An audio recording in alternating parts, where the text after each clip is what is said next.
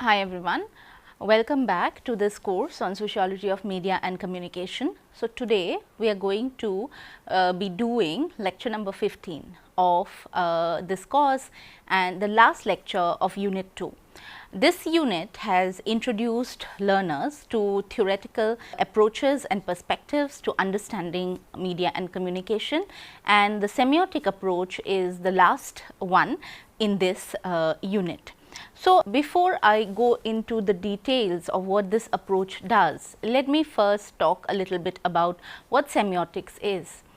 So, semiotics is the study of signs in the sense of what their role is in society. So, when we think about signs, Swiss linguist Ferdinand Saussure talks about the sign as composed of two parts, and these two parts are the signifier and the signified. Now, these terms have specific meanings that I am just going to explain to you in a moment. So, the signifier is actually the idea of what is articulated through language. Now, Saussure was a linguist and his primary concern was to understand the role of language in the present moment of society when it existed at that particular moment. So, the signifier is what is articulated in language terms, whereas the signifier is the mental image that one draws up or imagines when they hear a particular word. For instance, let us take an example. So, when I use the word tree, in most cases you might be thinking of this image. My drawing may not be appropriate from a perspective of accuracy in terms of representation of a tree, but you get my point that we are thinking about this image of a tree. So, as soon as I utter the word tree, it lets you think about an image which represents the tree. This also means that language is rooted in the idea of communication, that you understand what I am saying. Instead, if I use a word which is unfamiliar to you, you will not be able to make sense of an image, primarily because you will not understand what I am saying. So, the study of signs is primarily the study of the role of these signs. What do they do? So, semiotics is rooted in this very rich tradition of understanding the role of signs. Now, Saussure was a linguist whose work extended into other people who also adopted the semiotic approach and structuralism to understand other social phenomena. For instance, French structuralist Roland Barthes talks about popular culture by extending what is Saussure's understanding of the sign to understand popular culture. And in today's lecture, we are going to use Barthes' essay, The Photographic Message, to talk about the semiotic approach and how Barthes understands the photograph as part of a popular culture. Now, Roland Barthes is a French scholar who was popular for understanding how do we basically make sense of meanings in popular culture forms like the press photograph. A little bit about structuralism in general, primarily because as a theoretical tradition, structuralism is rooted in understanding social meanings and how people understand the role of particular social objects. So, in this case as well, when we think about the press photograph, we have to think about its meaning or its message. Now, this essay, The Photographic Message, is built on this idea that we need to look at the photograph as a part of the social order. Now, the press photograph is a message which is formed at 3 stages, as you can see on your screen. The source of emission, in which case it is produced by the newspaper staff or group of technicians. So, if you read newspapers or magazines, you will realize that the photographs which are published in either newspapers or magazines are primarily chosen very, very carefully. Their role is understood to be crucial to how a message is communicated, and therefore, the press photograph was chosen with a lot of sensitivity, primarily at the source of emission. So, the message that a press photograph is conveying is first formed at this stage where it is emitted. The second is the channel of transmission where it is published, which could be a newspaper, or it could also be, let us say, a series of photos published in weekly news bylines, etc. And the message is also sort of transmitted in that channel. The third is the point of reception, where it is this public which reads the newspaper and looks at the photograph. In this case, the public plays a very crucial role in understanding the message that the press photograph is trying to convey. Now, the photograph is not simply a product or a channel, but according to Barthes, an object endowed with a structural autonomy. Now, what is this structural autonomy? The structure of the photograph is in communication with at least one other structure, which is the text. So, you have a title, a caption or article, and this accompanies every press photograph. So, in many cases, as I recall reading newspapers in my childhood and adulthood, I will go back to those photographs which were published either on the first page or on the third page of a newspaper, and they have a very specific kind of relationship with the article, or if in case it is published independently, then there is a caption. So, while the photograph has a kind of structural autonomy where it exists as an object of its own, it is interconnected to other structures, the caption or the text. Now, these two structures are cooperative, but since their units are heterogeneous, they necessarily remain separate from one another, which means that while they are cooperative, they are tied to each other, but they also remain separate. The substance of the text is made up of words, whereas the photograph is made up of lines, surfaces and shades. So, this is the way in which one can distinguish between the objects. And each structure occupies its own defined space, which is also not homogeneous. So, when we are thinking about the press photograph, as you can see, Barthes spends significant time talking about its structure and the message that is encoded at its every source of emission, channel of transmission and the point of reception. Now, what is the photographic paradox that Barthes actually builds on? Now, this is one of the most important points of the essay where he is talking about a photographic paradox. Now, what is this paradox? Let us try to understand. So, the photographic message is actually the scene itself, the literal reality. If I have a photograph on the screen or on my cell phone, I look at it and I try to understand the reality, which is literally what it tries to portray from the photograph itself. Now, in this case, what is happening is that there is a particular way in which the photograph gets understood. So, if you are looking at me as in the video form, you know what I am wearing, how I am speaking, etc. You can understand me by decoding me. Now, this video or the visual is actually a continuous combination of images or photographs. So, the photograph is something which is literally there. For instance, let us take an example that you present a particular evidence in a textual format and you say that he said that this is how the world operates and this is how it happens. That text is readable to me, where I will think about whether or not I should believe it depending on how it is written and what my own belief systems are. However, if you show me a photograph illustrating that very idea, where you say that he said this is how it works in a photographic form, the reality is literal, it is in front of me. So, the photographic message or the image is a message without code. Here the coding is not required, primarily because you do not have to understand the code.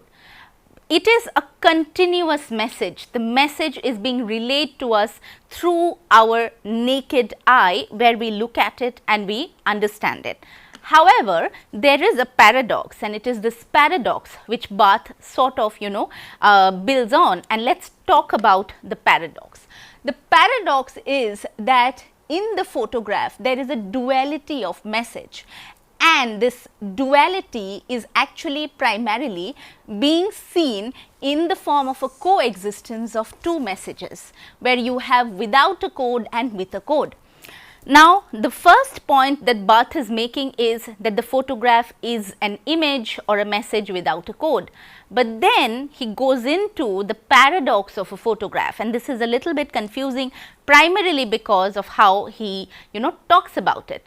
But the understanding is that while the photograph represents a literal reality, which is primarily the message without a code, the code is also important and it is present. This code could be the art or the artist, the treatment of the art, the writing, the rhetoric of the photograph. So, this represents one way in which we need to decipher, we need to decode the photograph. So, let us take an example to understand how this could be operating as a paradox. For instance, if you see an image of a waterlogged city on the first page of the newspaper, you may look at it and see that it represents flooding. So, there is a flood problem in that urban area. That is the message without a code, it is the literal message. The message with a code is, if you interpret that image and think about how waterlogging and flooding could actually be a reflection of urban infrastructure, governance, designing and planning in that particular area.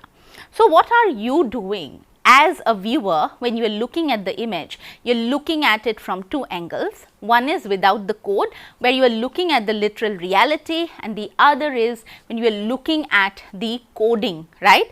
Code, as you know, which is also a very overused term nowadays, is primarily an idea which denotes a particular message. So, in this context, the coding is also in that sense primarily dependent on who the audience is. So, if the audience and the viewers do not have an idea about how do we read the photograph, they will not be able to understand the message with the code. So, this photographic paradox in a way is possible to understand when you look at the photograph as a combination or coexistence of two kinds of messages, without a code, which is the literal reality, and with a code in which you go beyond the literal reality. It is also like, in that sense, understanding poems. Many of you may have read poems in your school as part of literature classes, and there is always a meaning which is hidden behind the literal meaning. Now, the message part of what Barth talks about has a very important portion, which is this connotation. What is connotation? The connotation, according to Barth, is the imposition of the second meaning on the photographic message, and this connotation, when you understand, makes you do the coding of the photographic analog or the image. So, if you are able to understand the message, which is the coded message, that is the connotated message, and you are undertaking a process of the connotation. So, the connotation procedure is primarily not part of the photographic structure. So, it is not something which is very structurally a part of the photograph, where it will be very evident to you. Actually, it will be hidden.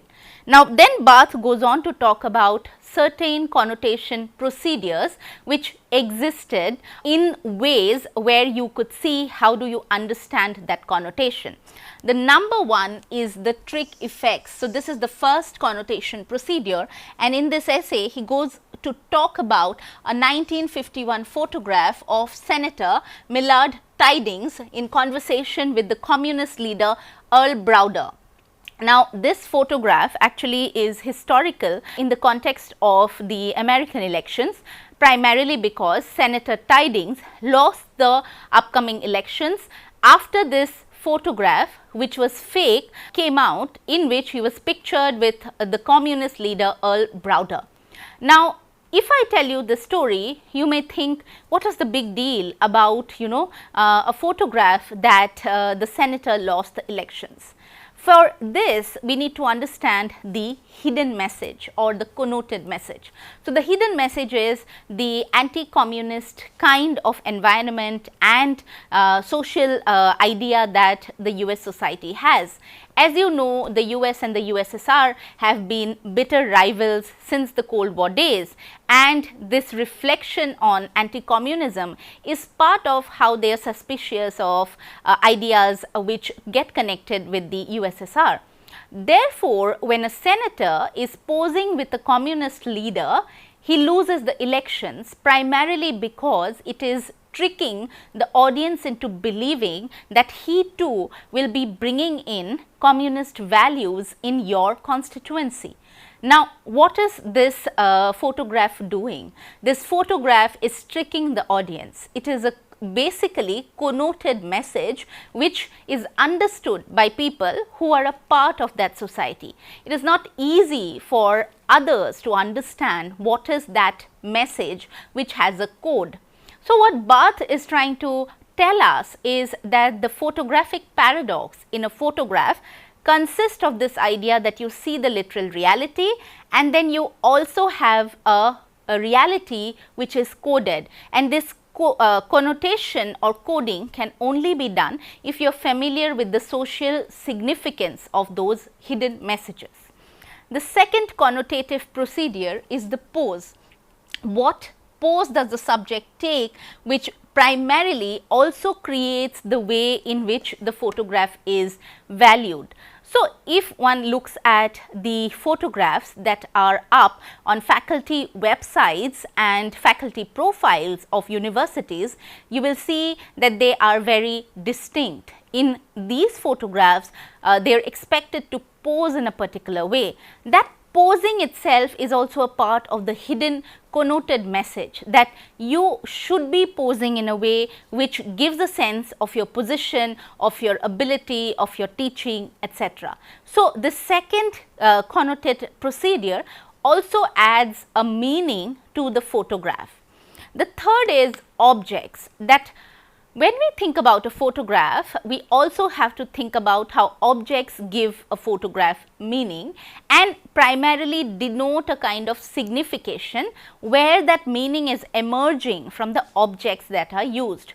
So, if you see very carefully interviews with celebrities, politicians, sports people which are happening in their homes, they will try to create an environment which gives a feeling of comfort yet not so luxurious. And the reason behind using such objects, perhaps like flower pots or handicraft or handloom table runners, cushion covers, etc., is to convey a sense of how the person connects to those objects.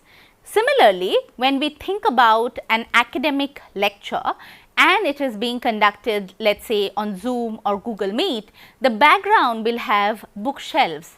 The background will not have wardrobes with clothes in it or skincare or makeup products. It will have bookshelves because the objects convey this meaning that you are an academic who should be posing with books. So, these connotative procedures, they keep adding layers of meanings to the photograph.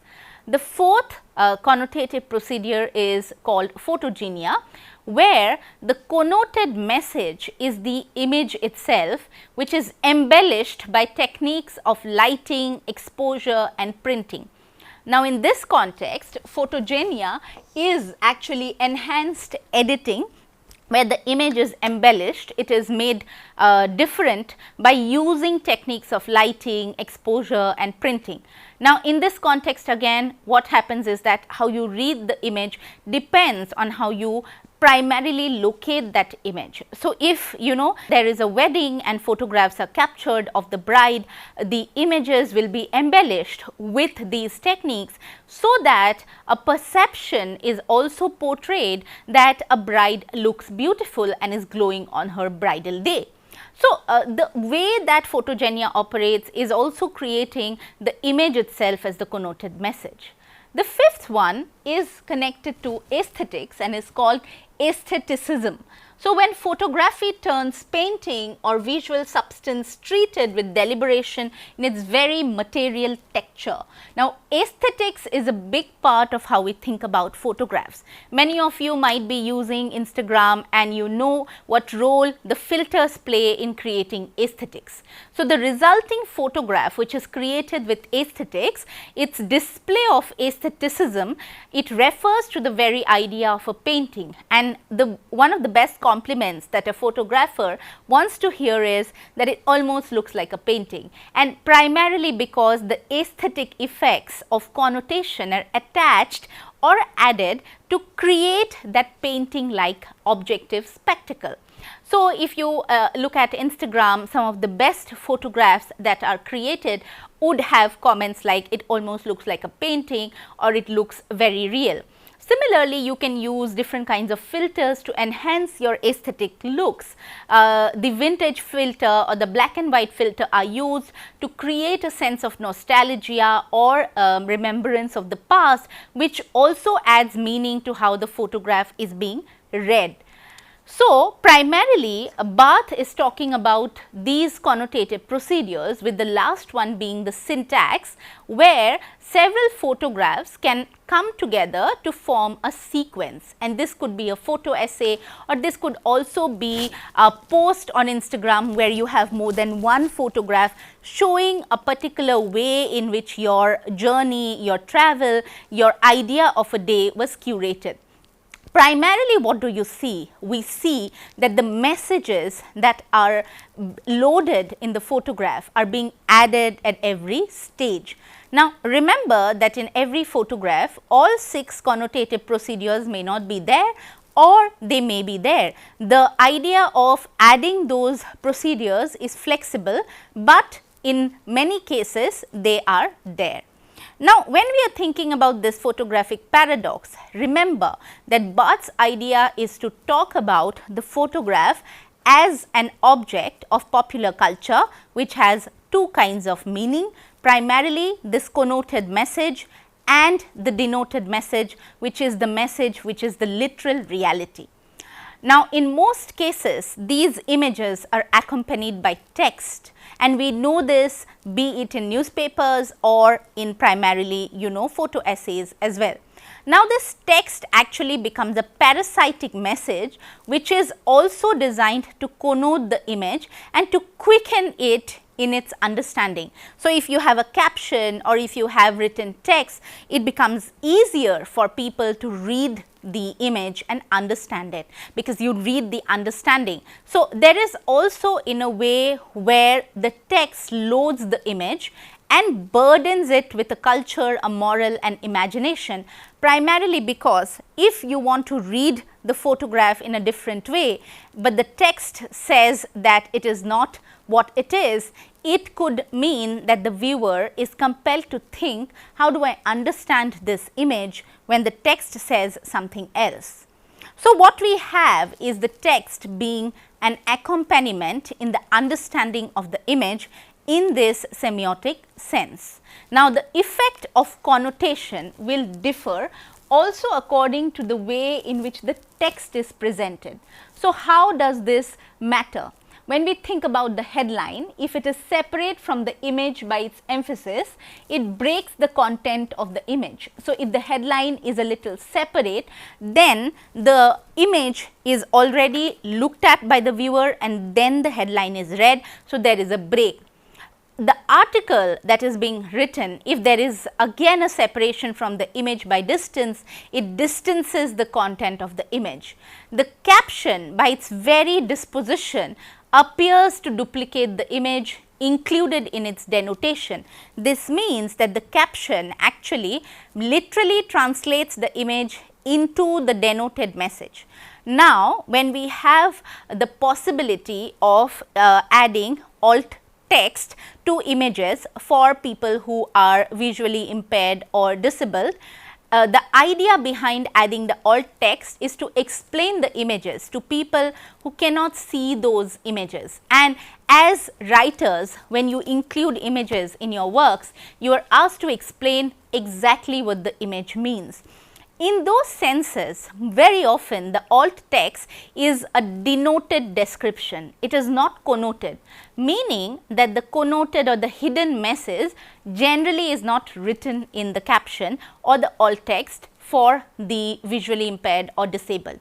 Now, why is that the case? It is the case primarily also because the expectation is that the connotation would be understood from the photograph, and in this case that they would be able to read the text and then decode it.